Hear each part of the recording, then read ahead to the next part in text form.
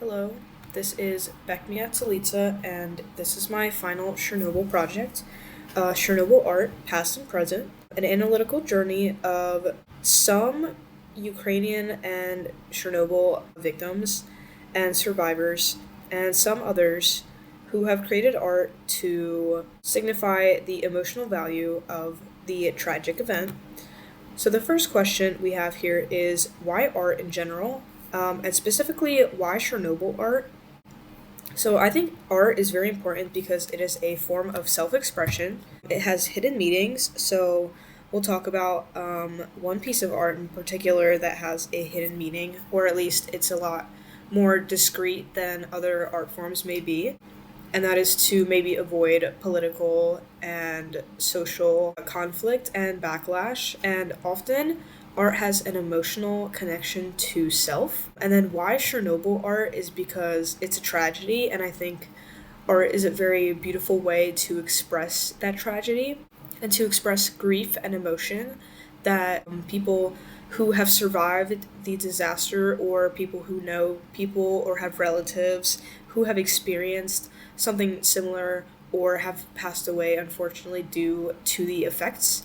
And I think it's very important to analyze these art forms because it can show a raw emotion that people have during this time period. And just a personal thing is I wanted to analyze some of these art pieces because Belarus was one of the most affected countries of the Slavic region, and that is where my parents are from. That is my culture, and I wanted to connect it to my parents and just overall what they might have dealt with even as a later generation. So the first art piece we have here is the Chernobyl Matryoshka doll, which is more commonly known as the Russian nesting doll. And this is a staple of Slavic culture, made to show motherhood and various generations. And in this piece specifically, we can see it has radioactive exposure and effects over generations.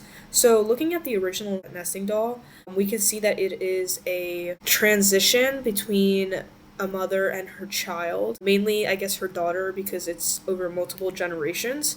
Um, and using something like this, where it shows that kind of lineage and the passing on of a child, and having it be distorted, kind of shows how the radioactive fallout affected those who were victimized by the radioactive effects. Not sure where this particular structure came from, but I think it's a very simplified version to think about how it could have affected both the mother and the child at the same time. And it all comes from one person, the biggest doll, having been affected by the radiation and seeing how so forth it has also been affected.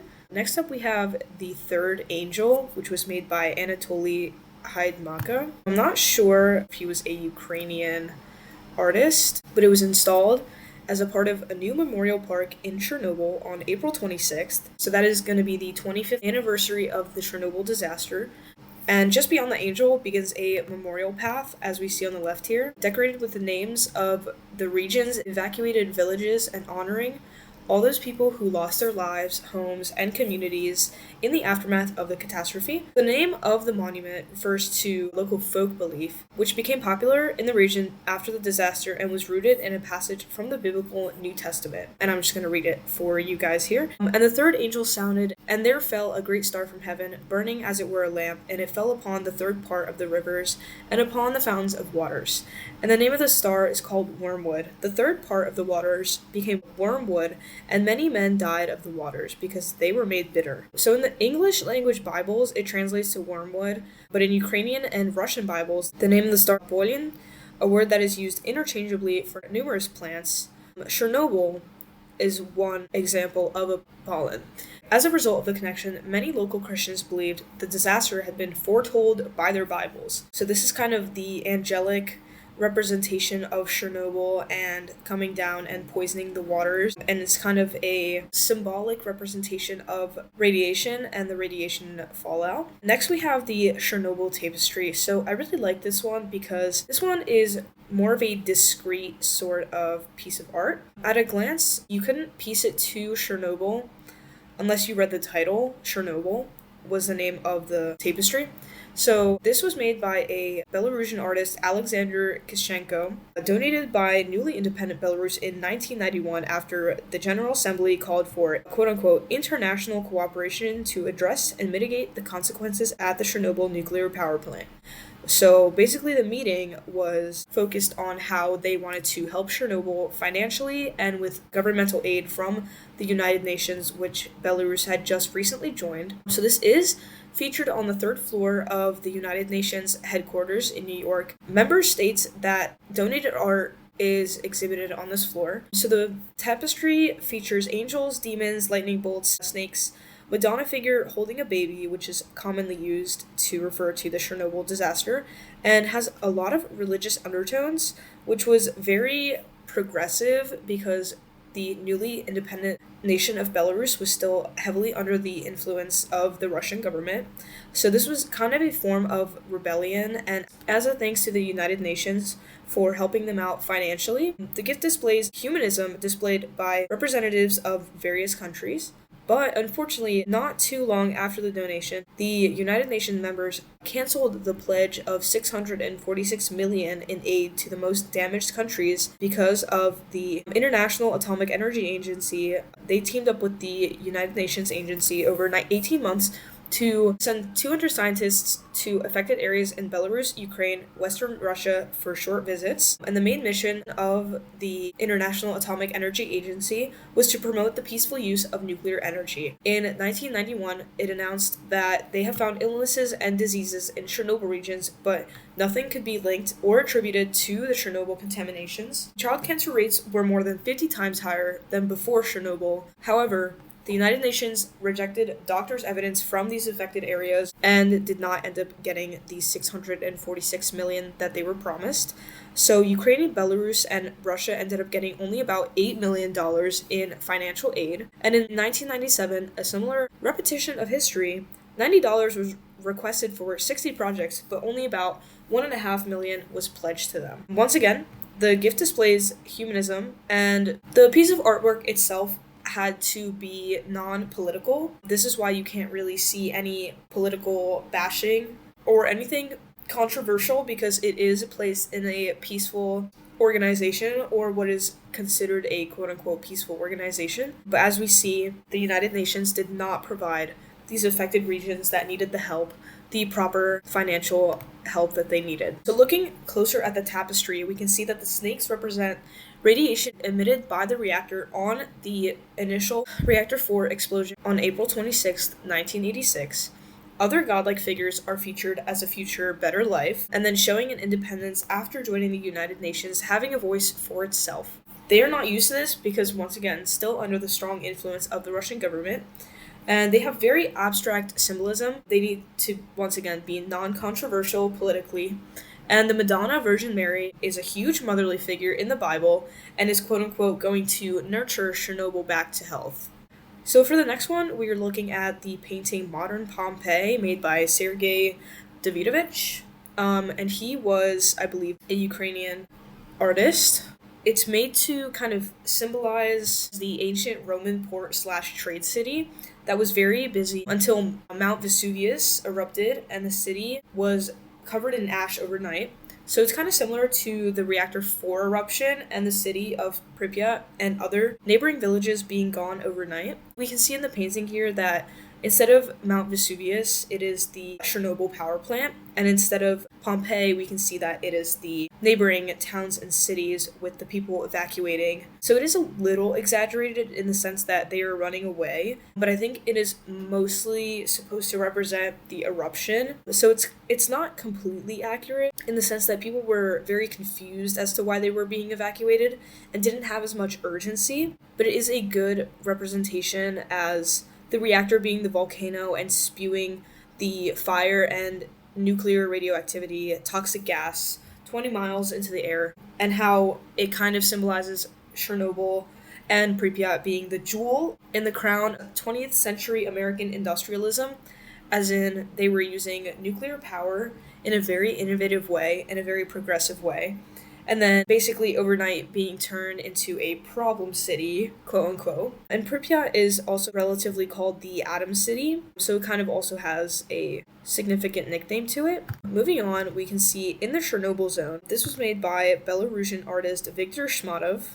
And there's not much to say here because there's not a whole lot of symbolism, but I think the main takeaway from here is that it is completely realistic, and while it does still have that painting feeling to it, the nature aspect of it kind of symbolizes the natural takeover of the abandoned cities. And we can see the door hanging off the hinge here also signifies the abandonment of the city and the town, and how the world keeps spinning, the sun still rises even when the people are not there. And it's kind of a sort of empty feeling you feel here because we don't see any form of living life except for the plants that might have already been there or are now growing even more because there's nobody there to kind of disturb this peace. And we can also kind of see a taller tree growing near the door, or a kind of larger shrub, kind of signifying how much time has really passed.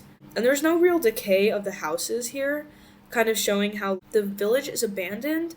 However, it's not because anything tragic on the outside happened, or nothing tragic that we can see happen. It was just completely left by that. And moving on, we have Chernobyl, made by Anastasia Grigorieva. In 2019, she was a Ukrainian artist born in Kiev in 1985. And so this painting was inspired by multiple things. So there's a centerpiece here with a gas mask and a telephone. And I sort of interpreted it as the telephone is kind of webbed or painted over. It seems unused, and it kind of indicates the lack of the spread of information and how there was no communication of the incident from the Soviet Union to its own people to evacuate. And the paint peeling around the centerpiece is similar to how the radiation affected the real life signs, paintings, buildings in the cities evacuated, mainly Pripyat, how we have been focusing on Pripyat the most because it was relatively close to the Chernobyl city and it was very bustling with a lot of people. And we can see a sort of red theme going on here with the red skies and the red water, which also signifies the contamination of the radioactivity and something that the victims of Chernobyl were seeing at the time. And the dolls and various children items bring attention to the children affected by the incident. They lay dormant, showing how the children kind of abandoned these toys. They weren't really allowed to take them. They took very minimal items and did not eventually return to them. So we see them in kind of like thrown around, just kind of left how they were. Maybe they were playing with them before the incident and just didn't clean it up. And that's just how it was. They never got to come back and play with them again. And the snail in the eye of the mask could signify the natural takeover of the cities around Chernobyl. And there's a small heart in the top right.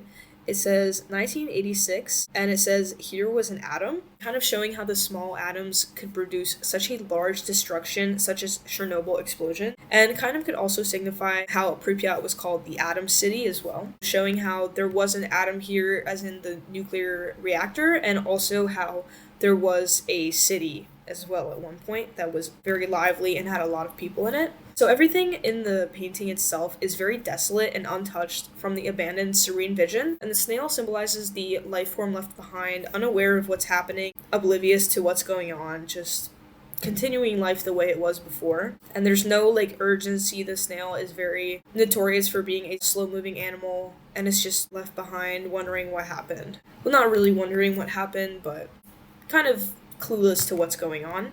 And then our final painting for today is called The Fields of Silver, and it's made by Kristina Katrakis. She was a Ukrainian artist who was 15 or so miles from the reactor when it exploded. She was evacuated a week later, but unfortunately developed a tumor in her throat by then, spent nearly 2 years recovering from surgery, but The radiation affected her body forever, unfortunately. For the longest time, she did not consider herself a true victim, but only after the premature birth and death of her first child did this change her thought on it. So this painting combines personal grief with lore of local folk in Chernobyl region. So the use of the silver cloud being the beast that was coming for the end of the world. The artist's memory of dawn when meadows and trees around village was covered in silver dust glistening against red sun. So that was the eye of the beast. And then the embodiment of death in the reaper bearing the scythe, wearing a gas mask. So that's kind of the quote-unquote parental figure here. And he's got a sort of noticeable gas mask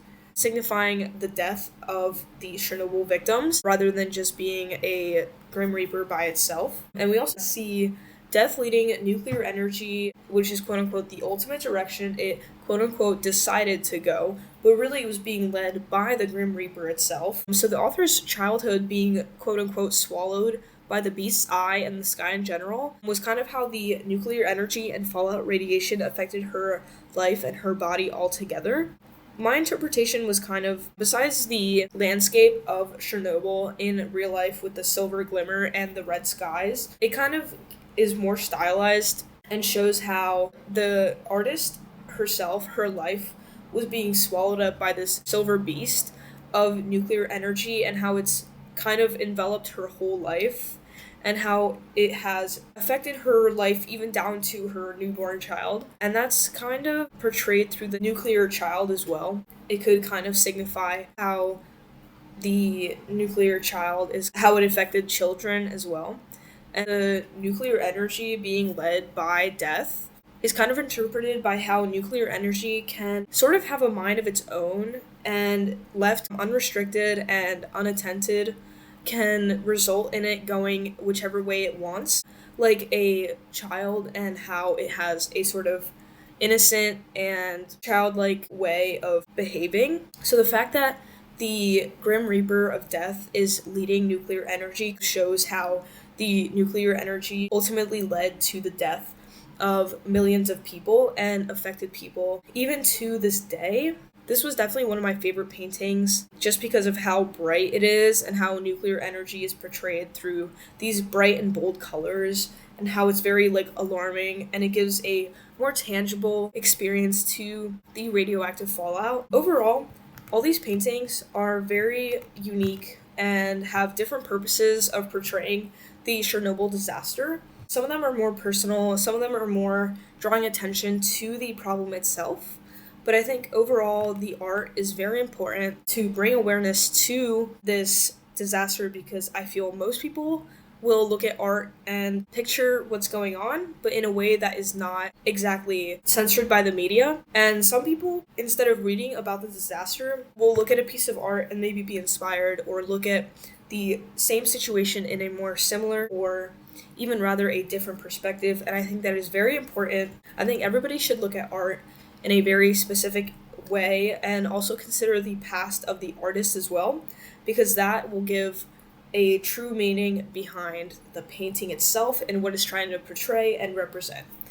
So yeah, that was my presentation about Chernobyl art, past and present, and I think, once again, it is very important to take into account Chernobyl art as it's a different media and art form that many people do not consider, but I believe it is just as important of a media, and that is why I made my project about Chernobyl art. Thanks for listening.